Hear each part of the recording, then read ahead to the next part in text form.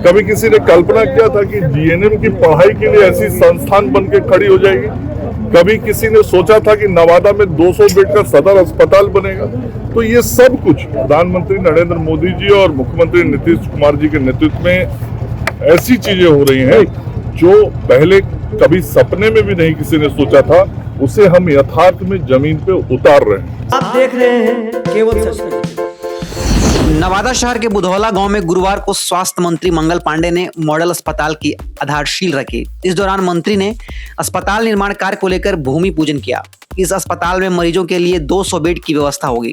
GNM व paramedical संस्था भवन का भी मंत्री ने उद्घाटन किया। स्वास्थ्य मंत्री मंगल पांडे ने कहा कि प्रधानमंत्री मोदी और मुख्यमंत्री नीतीश कुमार के निर्देश पर बिहार में स्वास्थ्य व्यवस्था को दुरुस्त करने की दिशा में लगातार काम किया जा रहा है। स्वास्थ्य मंत्री ने कहा कि पूरी बिहार के 21 जिलों में नए सदर अस्पताल बनाए जा रहे हैं, लेकिन नवादा का जो मेडिकल अस्पताल बनेगा वह पूरी बिहार के सबसे बड़े अस्पताल के रूप में जाना जाएगा।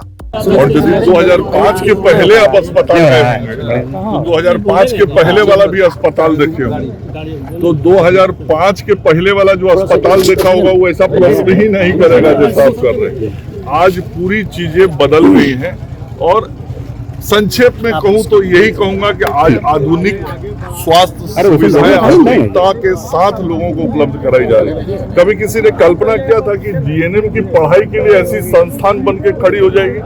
कभी किसी ने सोचा था कि नवादा में 200 बेड का सदर अस्पताल बनेगा? तो ये सब कुछ प्रधानमंत्री नरेंद्र मोदी जी और मुख्यमंत्री नीतीश कुमार जी के नेतृत्व में ऐसी चीजें हो रही हैं जो पहले कभी सपने में भी नहीं किसी ने सोचा था, उसे हम यथार्थ में जमीन पे उतार रहे हैं। सर सबसे पहले सर एक सेकंड, आज जो कार्यक्रम हुआ सर उसके बारे में थोड़ा सा एक छोटा सा ब्रीफ कर दिया जाए। आज 2 बड़े सौगात नवादा को हमारे आदरणीय मुख्यमंत्री जी के निर्देश पे मिला है और हम सब लोग अपने आदरणीय प्रधानमंत्री नरेंद्र मोदी जी के नेतृत्व में देश में स्वास्थ्य सेवाओं को बेहतर करने में लगे रहते हैं। उसी का परिणाम है कि जीएनएम पैरामेडिकल इंस्टीट्यूट 22 करोड़ की लागत से 2.5 एकड़ जमीन में बन के यहाँ तैयार हो गया, जिसका उद्घाटन हमने किया है। अब बच्चे यहाँ नामांकन के लिए आने शुरू हो रहे हैं। तो ये एक इतना बड़ा शिक्षण संस्थान नवादा को मिल रहा है। उसके साथ ही जिसकी प्रतीक्षा मुझे भी थी और उसकी प्रतीक्षा नवादा के लोगों को भी थी, यहाँ का सदर अस्पताल जो काफी पुराना हो गया है, आजादी के बाद नवादा के लोगों की इच्छा थी कि नवादा में नया सदर अस्पताल बनना चाहिए। और मुझे इस बात की खुशी है कि स्वास्थ्य मंत्री के रूप में मैंने अपने मुख्यमंत्री जी के नेतृत्व में आज यहाँ नवादा के लोगों की इच्छा, नवादा के लोगों के सपना के अनुकूल 200 बेड के सदर अस्पताल का शिलान्यास रख दिया है। 108 करोड़ की लागत से ये अस्पताल बनने वाला है और इस अस्पताल में सभी आधुनिक सुविधाएं उपलब्ध होंगी, इमरजेंसी की सेवाएं भी उपलब्ध होंगी और ये अगले 2 साल के अंदर बनकर अस्पताल तैयार हो जाएगा। सर ये शुरुआत में सर 300 बेड का था।